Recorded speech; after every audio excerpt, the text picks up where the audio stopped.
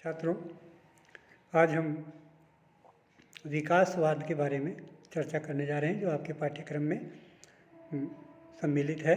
हिंदी कविता में विकासवाद का क्या संबंध है, उसके बारे में हम संक्षेप में चर्चा करने जा रहे हैं। हिंदी साहित्य कोश के अनुसार विकासवाद व्यापक अर्थ है विकासवाद का।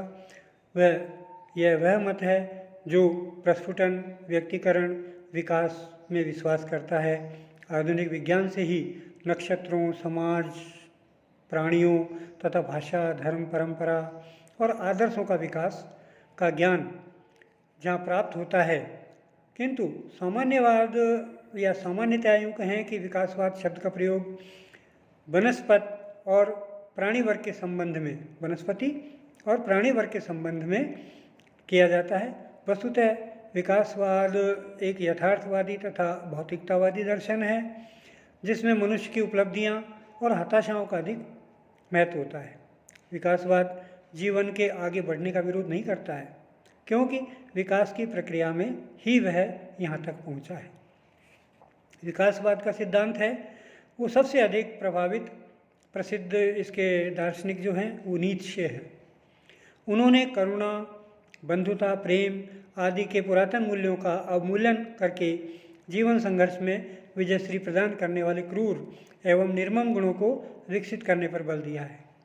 नात्सी और फासिस्ट आंदोलन का मूल आधार भी विकासवादी दर्शन है माना जाता है। पाश्चात्य मनीषा पर विकासवाद का इतना प्रभाव पड़ने के कारण प्रत्यक्ष और अप्रत्यक्ष रूप से साहित्य के दृष्टिकोण को आधुनिक युग में धार्मिक एवं ऐहिक बनाने में भी विकासवाद का महत्वपूर्ण योगदान रहा है। आधुनिक कविता पर विकासवाद का व्यापक प्रभाव दिखाई नहीं पड़ता है, परंतु फिर भी प्रयोगवादी और इसके परवर्ती जो काव्य धाराएँ हैं, उसमें इस दर्शन का पर्याप्त प्रभाव हमें देखने को मिलता है।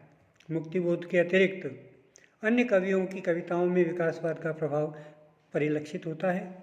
वस्तुतः विकासवाद एक यथार्थवादी और भौतिकतावादी दर्शन है, जिसमें मनुष्य की उपलब्धियों का, हताशाओं का अत्यधिक महत्व है।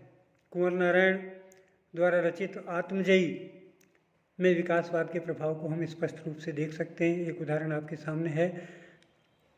जीवन केवल सुख की साधना नहीं, वह दिव्य शक्ति अनवरत खोज, वह युक्ति बोध उसकी पशुसा केवल तन से बांधना नहीं है। जीवन सुख की साधना नहीं है केवल, वह दिव्य शक्ति है और अनथक, कभी भी नहीं थकने वाली खोज है, और वह युक्ति बोध है, और उसको पशु सा केवल तन से बांधना भी नहीं है, पशु के समान भी उसे नहीं मानना चाहिए। तो विकास की शक्ति की और संकेत करते हुए दुष्यंत कुमार भी एक कंठविस्फाई के अंदर कहते हैं, डगर डगर बजने दो डमरू, जब तक शक्ति विकास न पाए तब तक मेरी मृतक प्रिया के शव में वापस सांस न आए, होने दो तांडव त्रिलोक में, महादेव की प्रतिहिंसा भी देखें देव समाज शोक में। तो इस तरह सभी कवियों ने अपनी कविताओं के माध्यम से विकासवाद को प्रतिस्थापित करने का प्रयास किया है। उन्होंने विज्ञान के आधुनिकता के साथ साथ जैसे जैसे मनुष्य शिक्षित होता है, वैसे वैसे विकासवाद का सिद्धांत भी उसके साथ साथ आगे बढ़ता जाता है, और विकासवाद हमें आगे बढ़ने की प्रेरणा देता है, न कि हमें एक स्थान पर रुके रहने के लिए।